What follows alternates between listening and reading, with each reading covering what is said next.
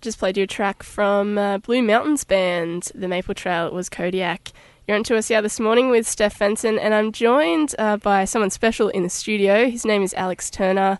He's studying maths, first year UTS, but what is most significant about him is his interest in alternative fuel. Alex, can you tell us what you've done to your car? Yeah, well, I've actually, I've got an old, a Land Rover. It's like an old, big old four-wheel drive, a Land Rover Defender, and I've converted it to run on used cooking oil. And I've recently just driven up Sydney to Cairns, which is and back on a 6,000 kilometre trip on nothing but recycled cooking oil I picked up along the way. And why are you doing that? Why have you changed it? Well, look, I'm not too much of a green freak, I suppose, but I do have a real concern. We're starting to reach a thing called peak oil, which means that the crude oil reserves that we sit on top of at the moment are starting to run out, and they're no longer our ability to produce crude oil and crude oil products is no longer on a upwards curve, but we're starting to level off and head downwards. We've estimated that we're running out of oil in 2050, and I really don't like the way all the big oil companies sort of dominate global politics and whatnot. So I thought of a way to find a way around paying $1.50 a litre for diesel. So I've converted my truck to run on used cooking oil, and that was the reason I bought it. Nice. And I suppose on that, a lot of people are complaining about the prices of petrol these days. How does it compare to running your car on vegetable oil? Is it? Well, I pick up the vegetable oil from basically a lot of Chinese food places, Asian food places. They tend to have the cleanest oil. So once they empty it out of their deep fryers, that oil is a good alternative fuel as it is. It just has to be filtered, and before it enters the engine, it's heated up to about 70 degrees. And that's a fuel, so it's a waste product for them. So I'm collecting their rubbish and I'm putting it in my car. It costs me nothing. Wow. So very price competitive to really petrol cheap these days. Yeah. And you said that you've driven to Cairns and back, but you're planning something bigger and better this year and then eventually at the end of your degree? Well, yeah, definitely. I drove up to Cairns as an experiment. Last year... towards the end of the year, some mates and I went camping, and that was a real sort of the first test, heading up north, sort of towards Kempsey, testing my car out, and I think I broke down. It was probably like 6 or 7 times on the way up, and Interesting. I was with a mate who just really had enough of it by the end. Like he was really frustrated. He was talking about it the other day. He's telling me he's never going up the coast with me again. But during that trip, I really refined the whole system, and amazingly, I made it all the way to Cairns and back without a single problem, to do with the fuel system, that is. So, I picked up fuel along the way, didn't pay a cent for fuel, didn't put a litre of a milliliter of any crude products in. So, I made it back. I'm here to tell a story. Nice. You should deserve a high five for that. Oh, awesome. And Australia over the summer, your uni summer break, that's what you're going to do? So I'm planning on taking the car around, doing a lap around Australia. Mm-hmm. So basically I'll drive to the tip of Cape York to start with, which is, it's a four-wheel driving, it's an amazing location. Just waterfalls and billabongs and everything Australia's got to offer all in this one sort of tip. And that's the very most northern tip of the Australian continent. And then basically back around and following up towards Darwin and back all the way around and home. It's probably a 2.5-3 month trip. Yeah, exciting. Yeah, it's looking forward to it.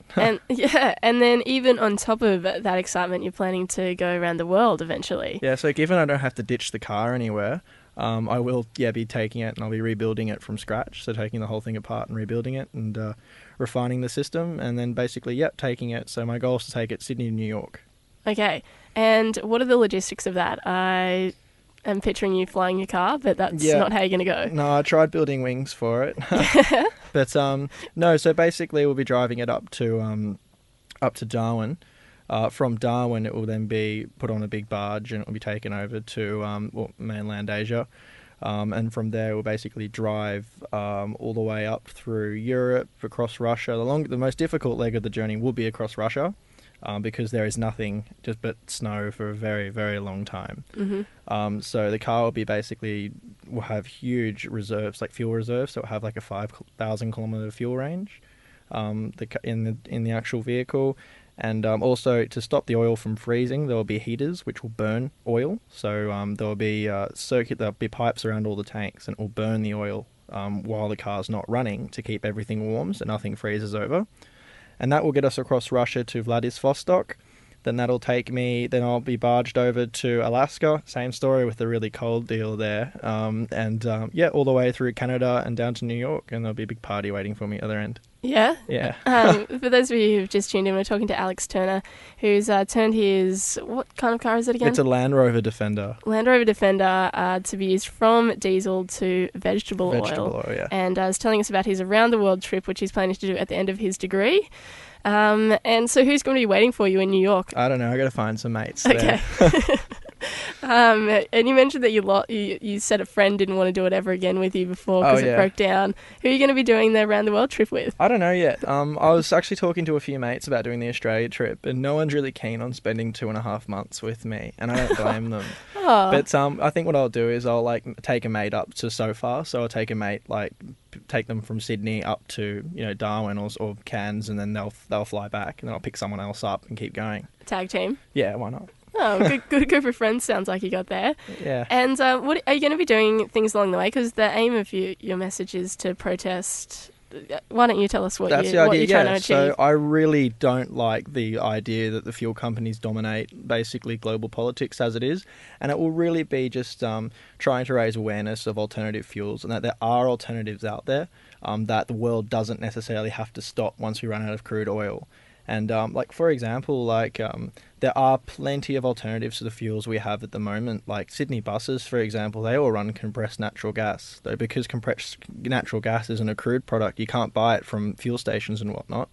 Although you can buy LPG, and CNG would be a cleaner and a cheaper alternative. But it's not feasible to. Did you say CNG? Yeah, compressed natural gas. Oh, okay.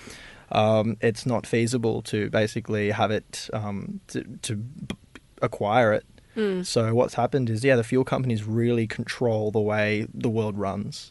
And people talking about fuel prices, on their cars and whatnot, but you have to think about, big ships that cross, oceans that use hundreds of thousands of litres of oil.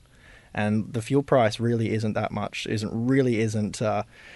you don't really get that much of a bulk buy discount, even when you buy ridiculous amounts, because it's a real sort of it's not so much a monopoly, but it's a monopoly in the energy sense, I suppose, and what energy sources we have available to us. So I'd like to sort of make it really raise awareness to alternative fuels, because there are heaps of alternatives out there, and we really need to start looking into that.